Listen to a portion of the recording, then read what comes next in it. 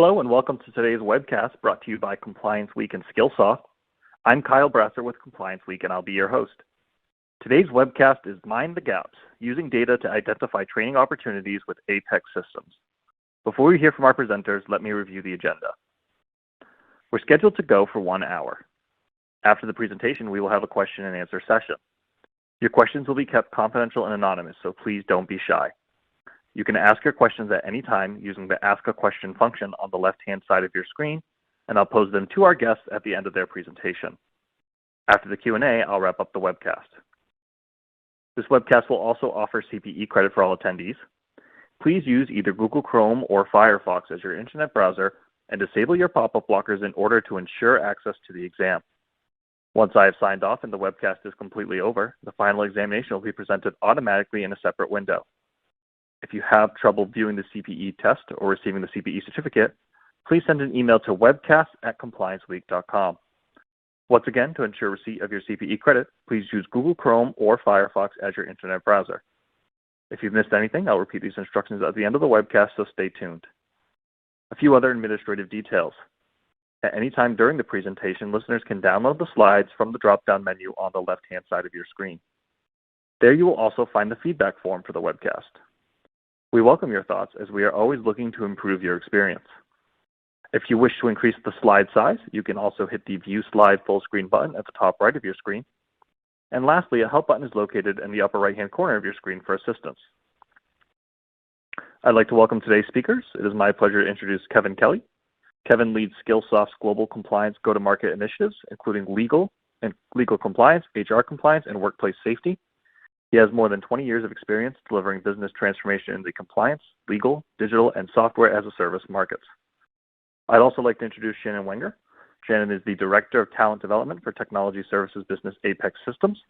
Shannon manages learning initiatives across the organization that are designed to improve employee performance and business outcomes, including compliance training. Shannon oversees compliance training programs for 3,200 internal employees and 6,000 plus contract employees around the globe. In the past 12 years, she has worked to implement processes and systems that have improved the breadth and impact of compliance programs at Apex.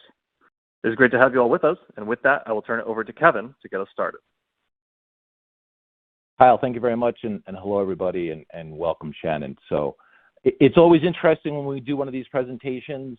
I'm always looking at the camera, and on this one, fortunately, there is no camera, especially with that picture that sits up there. So, but again, as Kyle mentioned, my name is Kevin Kelly. I lead the compliance business for Skillsoft. For those who may not know, Skillsoft is one of the largest digital transformation training companies in the world. We serve quite a few of the Fortune 1000, 70% of the Fortune 1000, and the compliance pillar is one of our 3 pillars. So thank you all very much for joining. We'll spend an hour today kind of going through 7 elements of an effective compliance training program. We're going to focus heavily on 4 and 5 on the slide in front of you, on 4 and 5, educating employees and developing effective lines of communications. And we'll also spend some time going through internal monitoring and auditing. As we go through the presentation, please feel free to ask any questions that you may have in the chat. No question is a bad question. Anything we can do to answer either during or at the end in the 15 minutes we have for Q&A, by all means, and certainly any questions that I could answer after the fact, I'd certainly be more than happy to. So with that, Shannon, would you like to introduce yourself? Sure. Thanks, Kevin. Really excited to be with all of you today. As Kevin mentioned, I'm the Director of Talent Development for Apex Systems.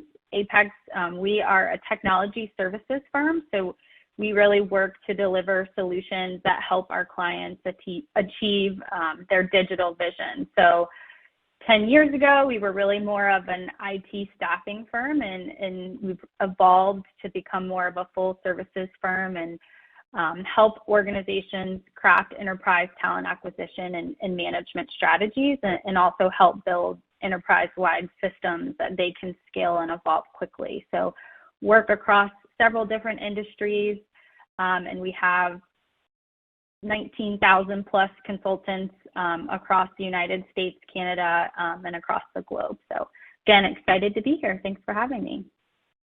Very cool. Well, thank you for joining us. So it was funny.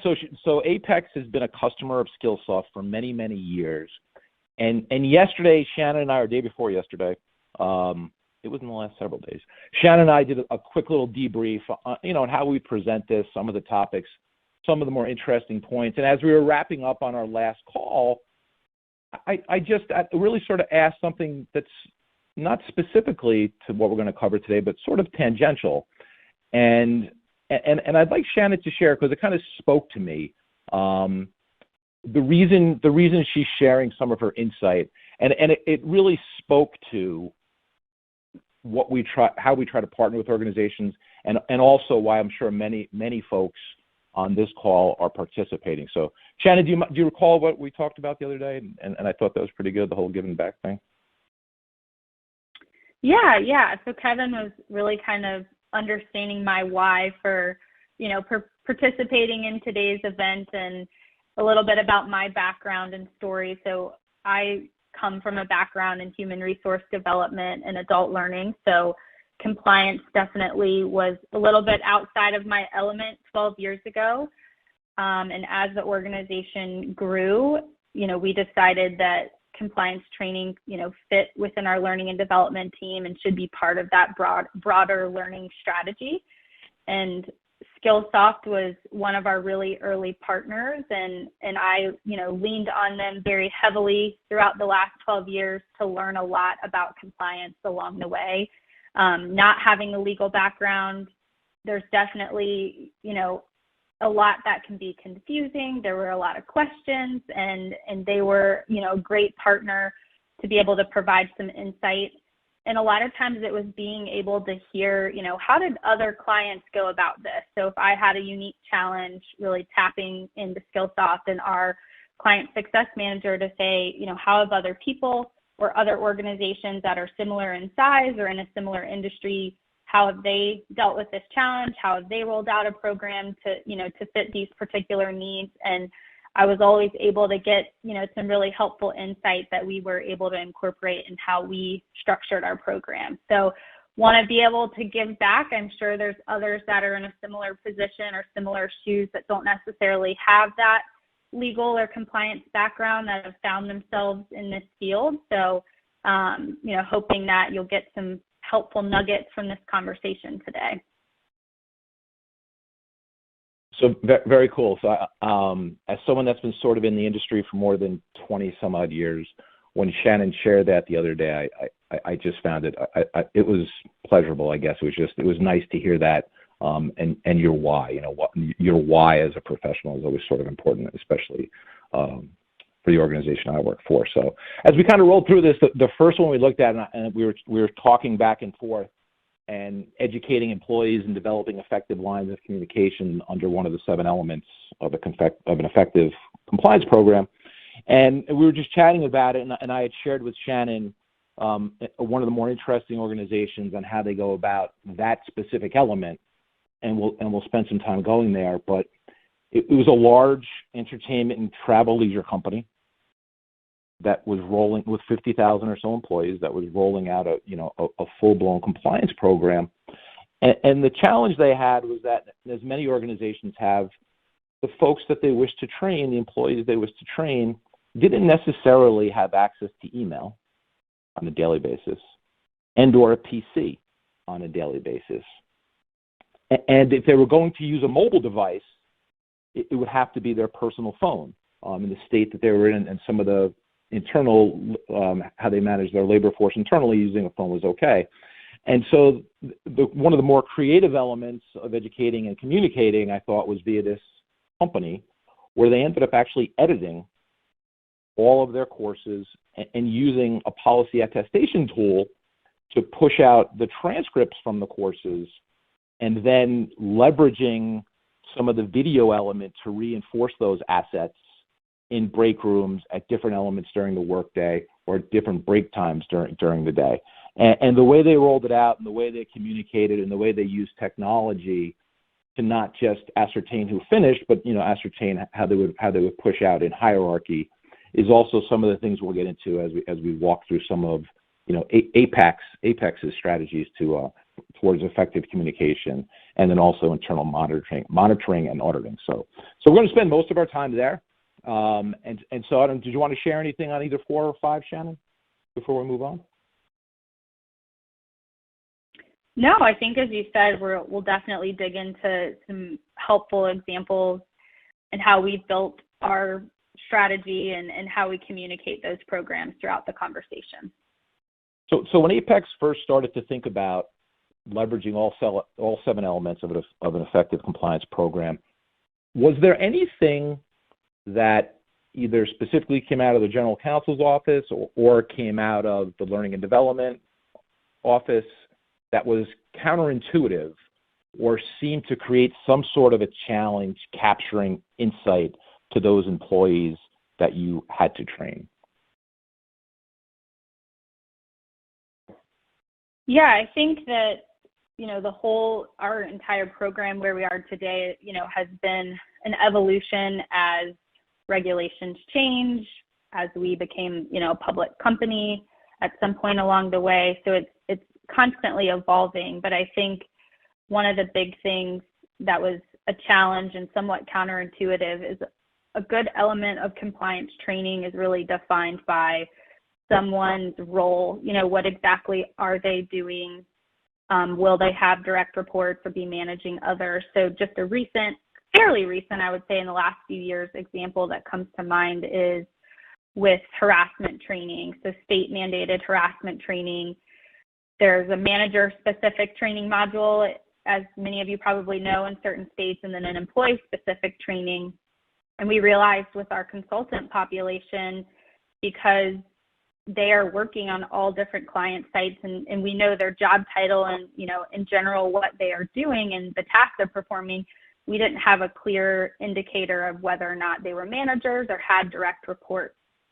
So even though we had the training to deliver and we knew it was a requirement, we didn't exactly have the process or the data we needed to drive that learning assignment. So we really had to go back and look at our process at onboarding to figure out how do we identify if someone has direct reports or not, and then how do we build that into our technology, which was our applicant tracking system, to be able to flow that data through, to the different technologies we needed that deliver the learning program. So as, again, as different regulations come out, the process that you had in place isn't always prepared and ready to support, what that requirement. So I think that's something that we've learned along the way, and having various data elements, which I think will come up a lot throughout this conversation, are so important.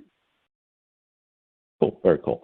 So one of the other things we'll also talk about, and the challenge that Shannon just articulated is not uncommon to most organizations that we deal with. It's, at inception, how do we recognize, and when there's a change, how do we recognize from a data perspective and then roll out accordingly? And we'll talk a little bit about that as we kind of go through the presentation. So let's transfer a little bit. And let's talk a little bit about the responsibilities of an effective compliance program. Does that seem like a good place to go right now, Shannon? And what I wanted to ask about was, tell me about Apex and tell me about changing from an organization that had what I would just call, and forgive me, but maybe a disparate methodology of rolling out different company policies and a disparate methodology of understanding hierarchy and what type of individual based on role should receive what type of training. Can you expand upon a little bit about that, the evolution, if you will? Yeah, definitely. So I think, 12 plus years ago, we really went through a transition of just kind of checking the box, the bare minimum of what we were legally obligated to do, and really tried to move toward and set goals to consider what should we be doing, right, to provide, a fair and safe and respectful environment for all. So some of that was looking to be able to go above and beyond just the legal requirements. But as part of that, we also needed a system and a process to support that. So to your point, early on, we had a platform We kind of had some piecemeal, company policies that new hires needed to sign off on and become familiar with, and then really harassment training, right? That was the extent of it. So as legal requirements evolved, as we became a public company, as we expanded into new industries that had different regulations, that kind of pushed us along. But again, it was kind of taking a look in the mirror and knowing that we needed to evolve that strategy. And then also as part of that, making sure that we had a platform and systems and a process in place to support that. So fast forward 12 years, now rather than just a collection of a couple of company policies and a harassment course, we have 15, required training courses, or really a compliance program that all of our new hires go through within their first 30 days. We have a pretty robust annual compliance training refresher program that we go through with all of our employees. And then just recently, through recent acquisitions, we've added a global element in the past year that we didn't have before. So that brought some unique challenges in learning as well. And we also just recently went through the process of becoming a high trust certified organization. So kind of additional learning and initiatives to demonstrate our commitment to security and risk management. So a lot of evolution that has come, from where we were to kind of where we are today, and definitely still, continued way to go, and, additional goals for us to continue to build on our program. Cool. Very cool. If you think about the Department of Justice and their quote unquote fundamental questions for an effective compliance program, well designed, is it designed earnestly and in good faith? And then, does the program actually work in practice, right? So those are the three fundamental questions that everybody on this call is acutely aware of.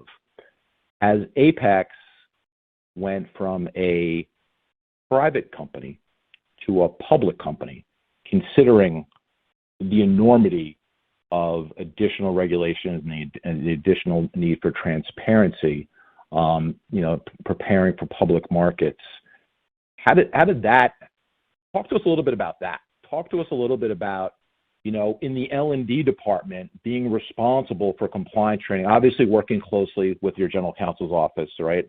But tell us a little bit about that and some of the things maybe that may have kept you and some of your colleagues up at night, that whole process. Is that a fair question? Yeah, definitely. So, I think becoming a public company made things more complex, right? So we became subject to SOX compliance audits and had some additional training requirements. And really, we had a need to have a more defined and documented process for our program. So regardless of the fact that they existed, we needed to be able to show to an auditor that here's exactly who takes what training at what cadence, are they required to take it? Are there any other requirements, how long they have to spend in the training?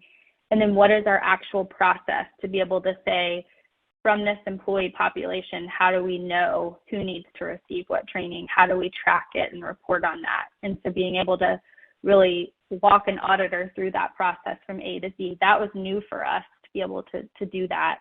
Especially with a small and lean team, a lot of that's just in someone's brain, right? And it doesn't live on paper anywhere. So that was a big change for us to sort of go in and define those processes. And even through that, you uncover some gaps, right? You realize, we're not always doing this consistently, or there's probably a better, more efficient way we can do this that's more of a reliable process, taking out the manual steps where we can to eliminate human error. So there was definitely a lot of those types of conversations and sit-down discussions to get to where we are today, which I think is a much more defined process. So you bring up and I recall, I know that, we were sort of tangential to some of that, navigating some of that new terrain, right? But what other third-party or partners did you leverage that you recall, whether it be Skillsoft or others, that helped you navigate through some of those times, if you will, right? Because I'm sure there were some long hours and looking in the rearview mirror to make sure there were no blind spots. Can you share a little bit about that? You know, not just Skillsoft, but other vendors that may have helped you through those times?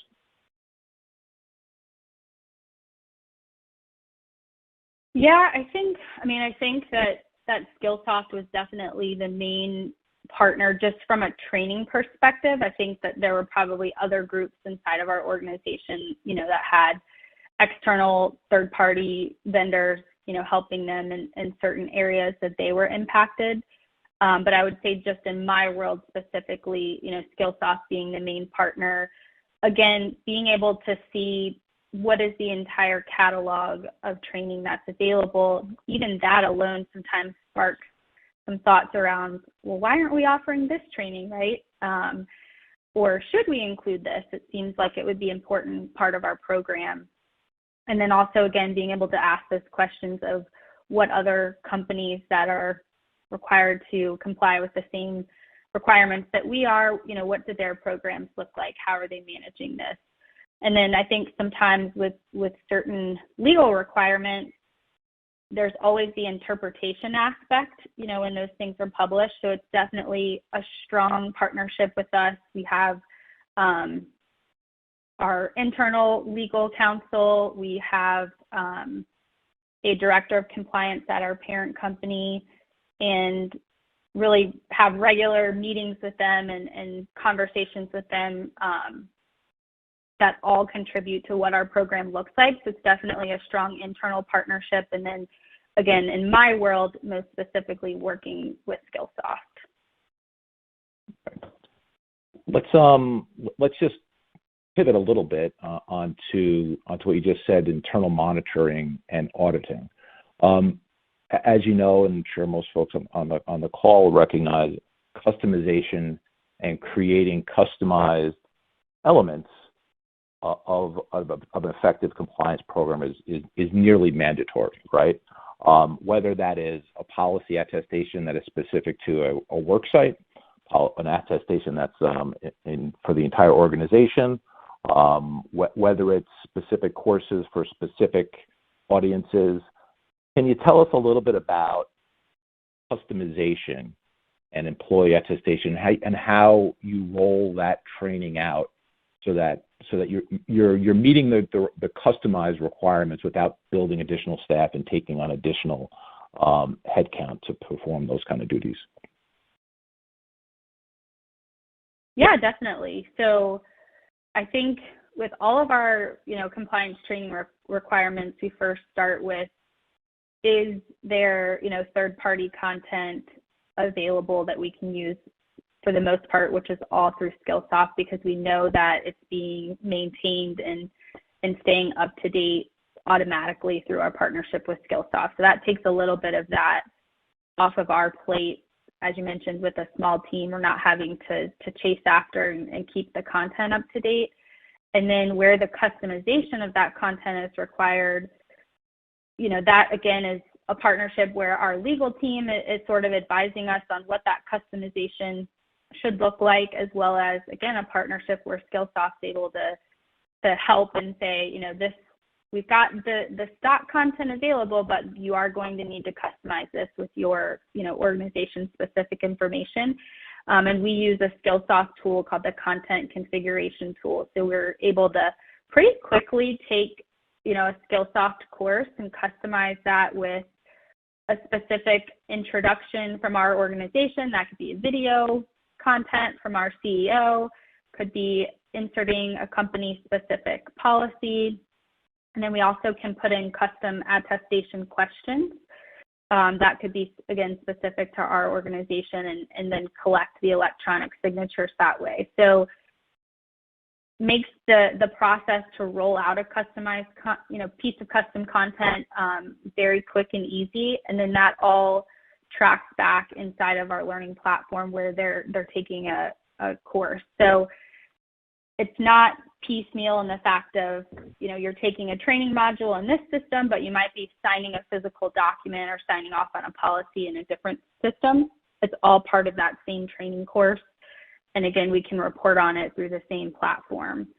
That's been, really successful process for us. And we do have a couple of completely custom courses that we built in-house that we maintain. But I would say, probably 80% of it is utilizing Skillsoft content as sort of our baseline. So I have a semi-unfair question. Are you ready for it? It really is semi-unfair. Ready. Was there ever an instance where the general counsel showed up and said, hey, we need to do this.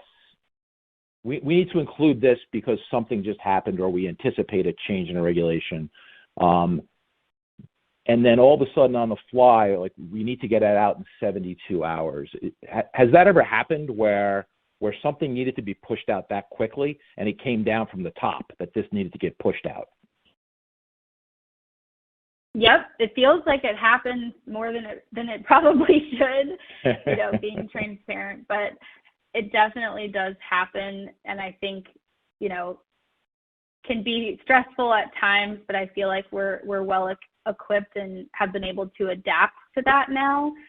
So again, having a platform and technology to deliver this is so important. It allows for us to respond quickly like that. So with, again, that content configuration tool, it's a simple behind the scenes, going in and swapping out a different PDF policy that's hyperlinked to the course. And then the next person that launches that course tomorrow, they're seeing the most up-to-date, policy or change that we had to roll out. It's definitely a different conversation to go back retroactively, right? If you needed to capture an audience that had already taken the training and there was a change, we try to use our annual refresher program to address those types of things so that we're being respectful of our employees' time where we can if it's not time sensitive, but we can definitely push out a quick change or update inside of that content configuration tool where we need to. And we saw it, real life example is with COVID, and a lot of the state specific requirements were constantly evolving.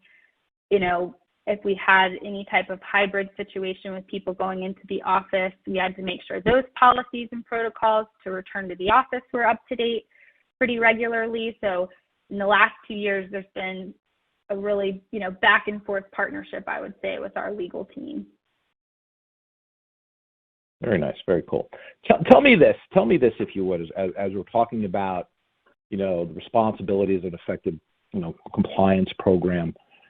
At the end of the day, would you agree with this, that what you build has to reinforce a culture of compliance into your day-to-day operation, right? Talk to us a little bit about when you started to see that evolution, and maybe I should say when and if you started to see that evolution, how did it progress? What were some of the indices and metrics that you used to see the organization really embrace the training, the compliance training that was being pushed out? But when I say embraced, I also mean that you could see a change in attitude, a change in culture. Do you have an example of when that started to happen and why you think it may have happened?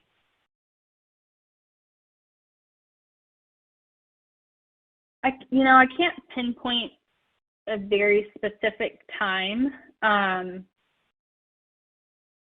but I think, one of the things that we try to do with all of the communication, marketing of our compliance programs is really tie it back to our core values so that people understand the why aspect, especially when we're onboarding new hires. So they sort of know that culture coming in, and one of our core values is do the right thing. So, really trying to tie our compliance efforts back to that. So people, again, understand the why, and it's not just checking a box, but hopefully equipping them with education and information that helps them make better decisions for the organization, and helps them, kind of live up to that core value of doing the right thing. So I can't pinpoint a specific example of when that changed. I think as the program grew, definitely we had more engagement with our frontline managers, right? So it wasn't just always coming from learning and development, but they were hearing why this is important from their direct supervisors and managers as well. So really getting them on board. And now that I feel like we're there and managers do see the value and help us drive home that messaging, that, has helped a great deal in driving, I think, some of those business results. Very nice. Before we transition into finding gaps, finding a gap in training is pretty easy with hindsight, but with lack of foresight or the challenges with foresight, especially in a multidimensional organization that deals in a lot of different organizations. Can you share a little bit about how you foster the opportunity for hindsight, or I should say foresight, leveraging some data analytics before we move along to finding gaps in training? Is there anything anecdotal that you might share with everyone specific to things that you've learned and those lessons learned to kind of create more effective programs and more effective analytics?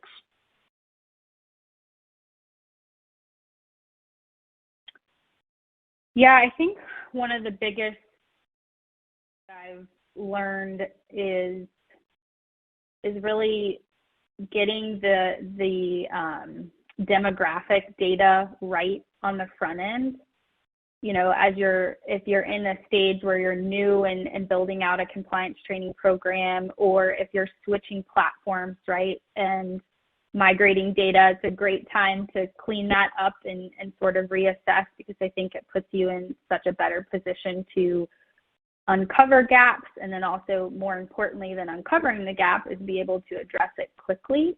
You've got to have that demographic data or those employee profiles, whatever, again, training platform you're using, correct and robust, and then that also helps with the downstream reporting piece of it, right? So if you want to be able to look at a population of people and drill into a certain location to see, are they all assigned the correct training because they live in the state of California, which has unique requirements, and then you want to be able to drill down by the manager that they report to, et cetera. You have to have that data identified on the front end and in your learning platform, right, to be able to put people in those certain types of audiences. That helps streamline with the assignment piece of it, but it also helps you with that reporting element.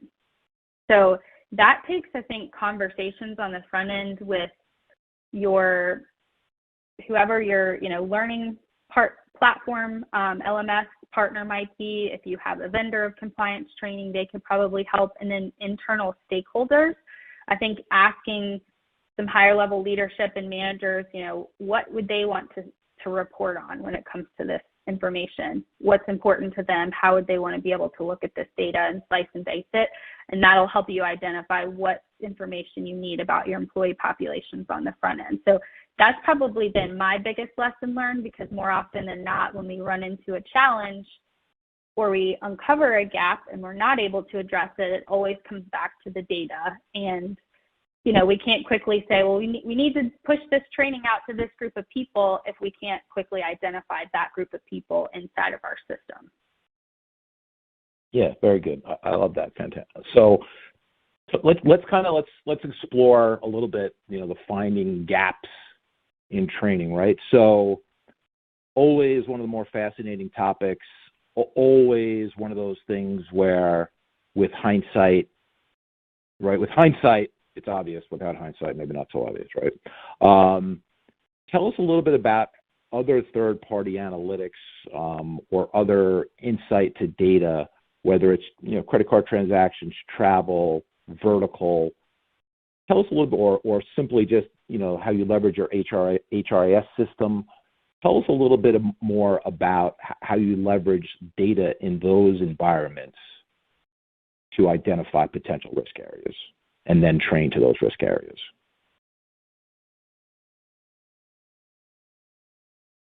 Yeah, that's a really good question. So trying to think of just tangible examples to make this easier to articulate, but I think the primary source for us of data would be first our HRIS system, the main source of our employee data.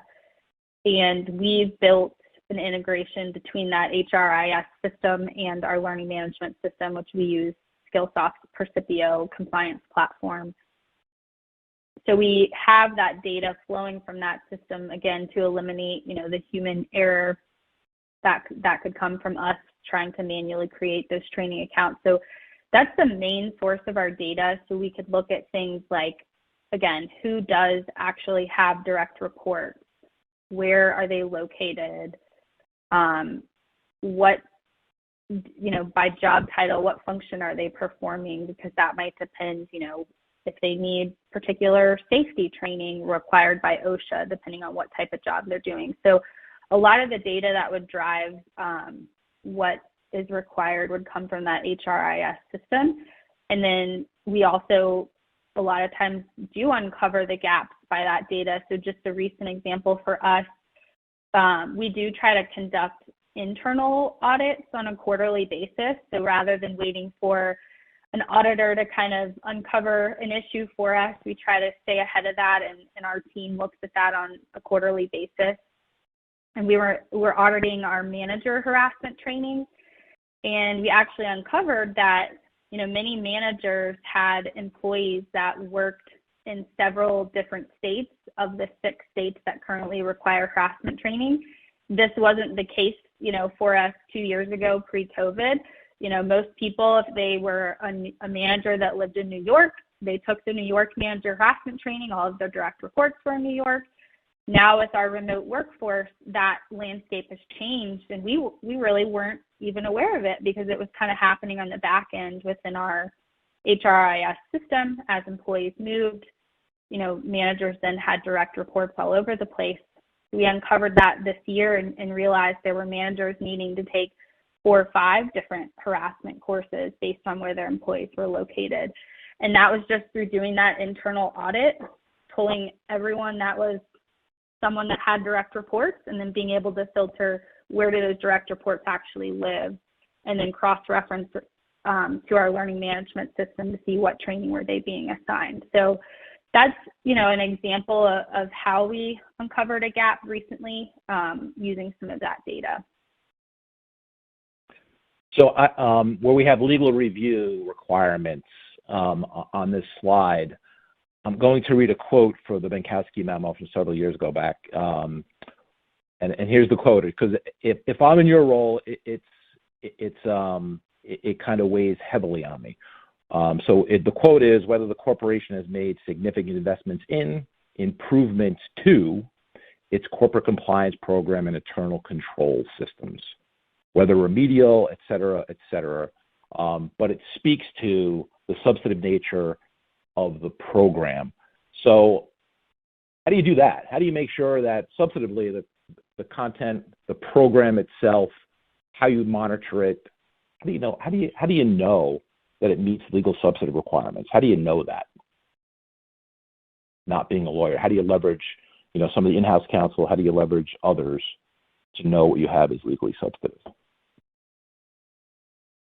Yeah, that's a great question. So we rely a lot on our director of compliance at our parent company. She is always going to review every, training module that we would roll out to the organization. And she obviously has a legal background and has resources through other organizations that she's involved in to also kind of compare different training offerings that are out there.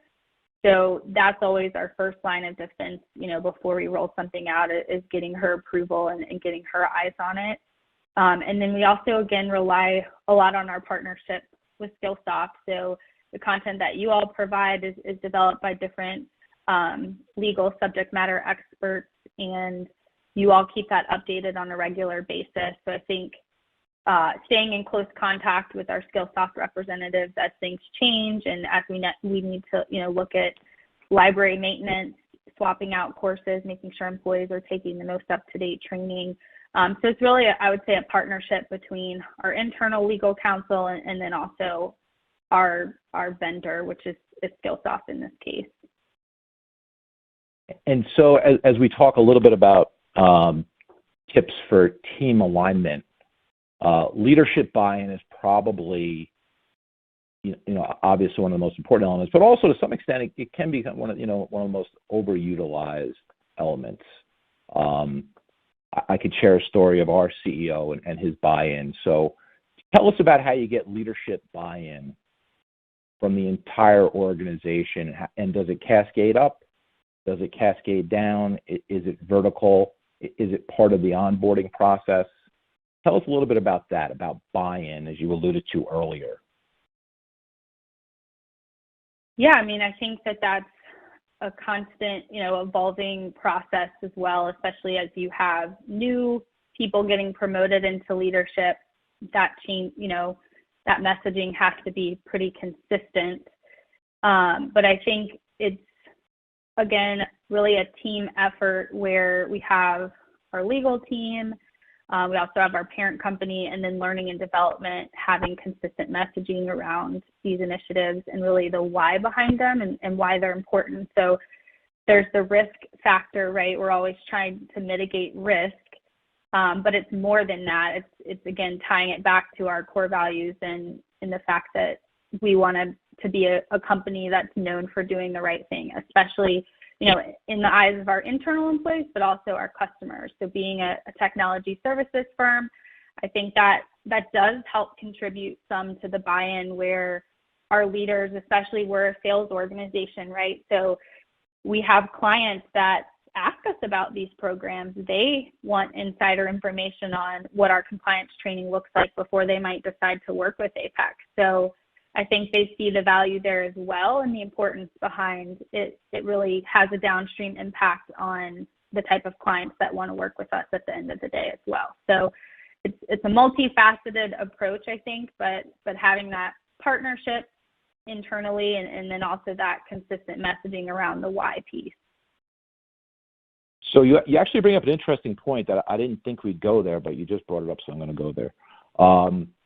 Tell me a little bit about your client base and what is their expectations of Apex, specific to not just obviously being a good corporate citizen, but tell me what their expectations are, and how do those expectations manifest themselves in your group? Is that a fair question? Yeah. So I think, they vary somewhat across the board. We work with clients of different sizes and in all different industries. Definitely some of the larger clients, have higher expectations. And I think they, the consultants are our W-2 employees. So a lot of times they want us to be able to match whatever compliance that they might be providing internally to their full-time employees. So we need to be the ones to deliver on that expectation. So it creates a lot of custom programs, I would say. So, we sort of have this bucket of our internal population, most of which I've been referring to in the conversation today. But with our consultant population, we have a baseline of what we might deliver, but then our clients can kind of kick it up a notch and request that we offer more training or different training, or sometimes we're putting some client-specific compliance training inside of our platform, making a more robust program that way. So we really have to meet whatever their expectations are, and a lot of times that's to mirror what they're doing internally. And again, that's, kind of all across the board as far as what those expectations may look like. Nice, very nice. Tell us about this, right? So it's one thing to create a program. It's one thing for the program to take off and then have success, right? Tell us how you maintain that momentum in this journey. And I love the fact that we're using compliance journey as part of this. Can you share something that, maybe it's an unexpected success, or to your point, when we empowered employees, we knew, someone felt empowered by something that may have happened. Can you talk a little bit about, and/or the never stand still? What does 12 to 18 months from today look like? What's the wish list? So I ended up asking a lot of questions in a very short period of time there, but I just got the high sign from the producer. So but tell us about some unexpected successes, if you will. Yeah, I think one of the big successes has just been being able to get to that point to where we can react quickly that you referenced earlier. So 5 years ago, we would have freaked out if somebody said, hey, this changed, we've got to deliver this in 72 hours, and taken a lot of effort, it's taken a lot of, challenges and definitely hiccups along the way to get to where we are with our platform and really having what we feel like is, again, a defined process.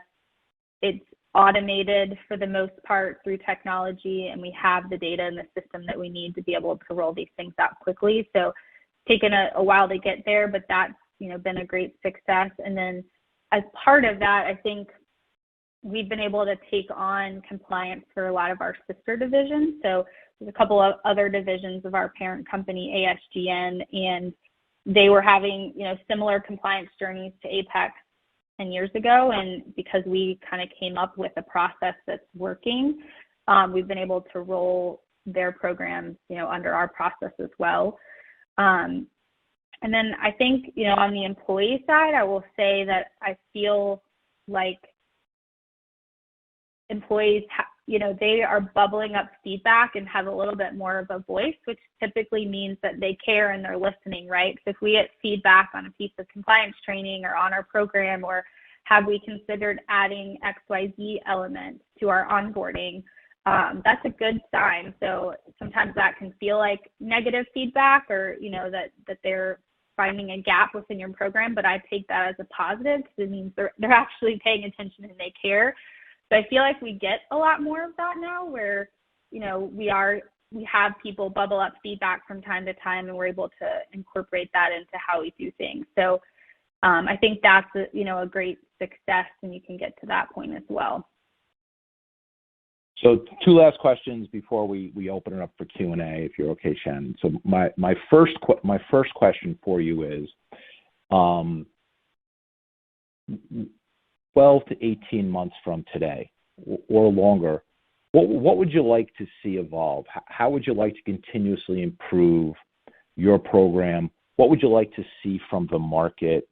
Tell me a little bit about a wish list, if you will, in the 12 to 18 month spectrum, so that your job becomes a little bit easier in whatever fashion that may present itself. Ooh, that's a hard one. So many, there's always wish list items for sure. I'm trying to think of, the most impactful things, but I think, continuing with better data analytics. So, even though we have that HRIS system and we built that integration, we still have a long way to go, right? It's not, there's the data element piece, but there's not sophisticated analytics around that. It's a lot of manual, filtering of data and pivot tables in Excel. So I think that would be very important to our organization and a good long-term goal. And then this sounds probably a little unique, but we have seen, increased requests to be able to really search and find and discover compliance content on your own. So that's not the traditional way of thinking. Right now, all of our compliance content has to be assigned to the learner, right? But we also have a whole catalog of personal and professional development content that the learner can go out and discover on their own. And it's crazy the amount of people that actually come forward and say, I was trying to find a course on, XYZ, harassment in a remote work environment. That one's come up a lot recently. And they're like, I can't find it in the catalog. And we're able to assign that to them, of course, but it's not searchable the way that they can go and find other content. So totally different way of thinking about compliance. But I think being able to integrate our catalog so that they can do some of that self-discovery, and then looking at that data and those trends, like what are they searching for, right? What are they wanting to go and learn on their own that's outside of the mandated training would be really interesting insight. Here's a question I love to ask everybody, and then we'll open it up for Q&A. You alluded to your why at the beginning of our conversation. Tell me about tell me about the journey from the last 10 years, your professional journey. Tell me about your professional journey and how does that propel you into the next 10 years? What have you learned? What have you learned you didn't expect to learn? What caught you off guard? You know, what has happened during the last 10 years where you said to yourself, and it was a moment, and you said to yourself, there's a professional moment here, and you recognized in yourself that your acumen improved dramatically. Does anything come to mind?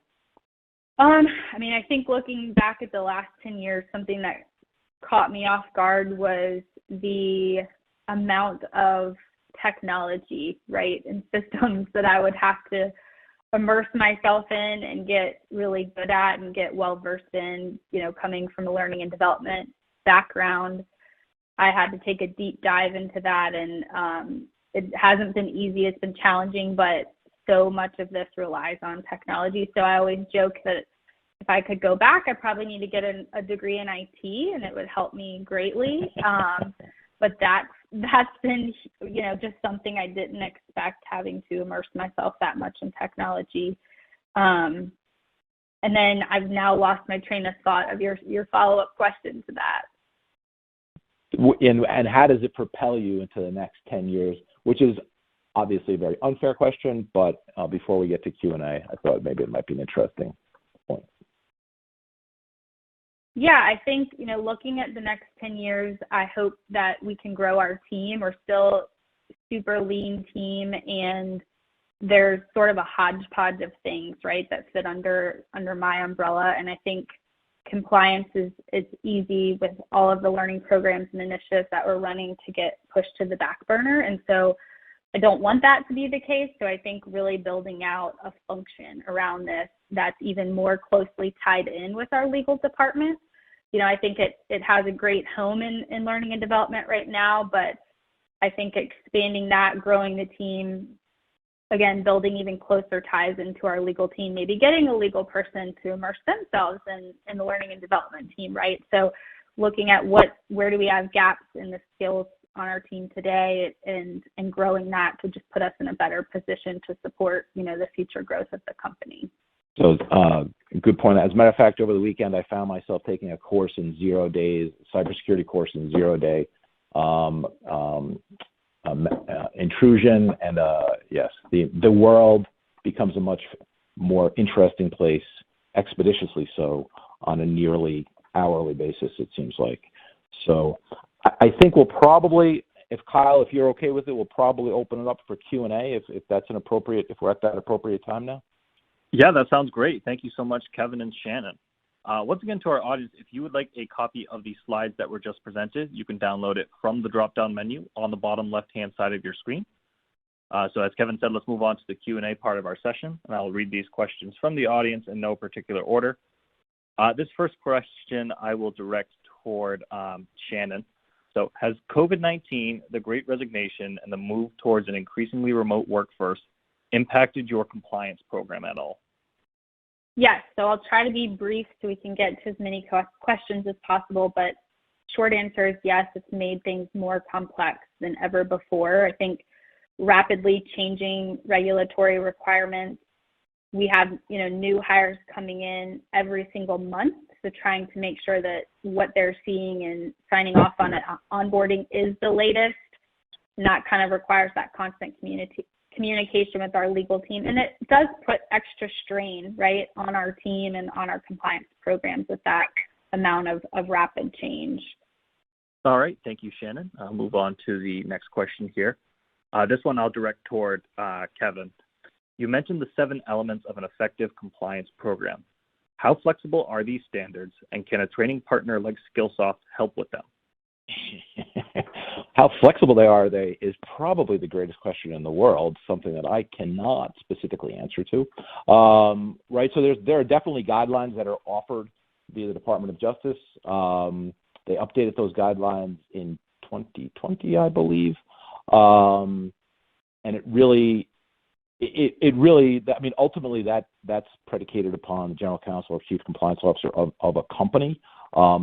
They are just that, guidelines. And so if anybody wants, the Department of Justice published them. I'm more than happy to share that they're on the DOJ site. But yes, within those standards, obviously Skillsoft helps thousands of organizations with effective compliance programs, just like at Apex. So there's not just the content element, right? And we take great pride in our content and the instructional design element. We take great pride in our instructional design element. There's also then the technology that allows you to create customization, the technology that allows you to assign courses in hierarchy and allows you to address some of the challenges, that Shannon articulated so well. And then there's also the ability from a professional services perspective to help us, help organizations bring a compliance program to its totality via some of our professional service experts. So how flexible is a great question, and I can't answer that one specifically. Hope that answers the question, I hope. Yes, thanks, Kevin. So let's move on to the next question here, and I will direct this one again towards Shannon. Can you talk about how you are driving business results with your compliance program? And if you could specifically provide metrics or anecdotes. Yeah, sure. So I think, some of the key business results that we've seen is, through harassment training programs, seeing a decrease in workplace harassment or bullying, which definitely improves your employees' productivity, absenteeism, turnover, things like that, employee engagement, reducing costs that are associated with discrimination lawsuits or settlements. As I mentioned earlier, we've, had great success in gaining new clients for Apex because of our compliance initiatives and being able to showcase those. For example, just getting, our high trust certification has been important to some of our clients. I think overall, important business result for us is just contributing to that culture of doing the right thing and, knowing that our employees are equipped to make decisions that are best for our company and customers. And, I think through our program as well, just seeing our workplace become safer and also a more inclusive environment, which definitely makes everyone more productive. So don't have specific metrics, but those are some of the benefits and, positive business outcomes that we're seeing. All right. Thank you, Shannon. And thank you both for a very informative session. Again, everyone, our speakers today were Kevin Kelly and Shannon Wenger. And I'd like to give a special thanks to Skillsoft for making this webcast possible. To obtain your CPE credit for this presentation, please disable your pop-up blockers in order to access the exam. The webcast will close automatically and the final examination will be presented in a separate window. If you have trouble viewing the CPE test or receiving the CPE certificate, please send an email to webcast@complianceweek.com. This webcast has been recorded and will be available later today to Compliance Week members on our website under the Webcast tab, which also contains a library of additional CPE webcasts. If you would like to learn more about becoming a member, please contact us at info@complianceweek.com. This concludes our webcast. Thank you again for joining us and enjoy the rest of your day.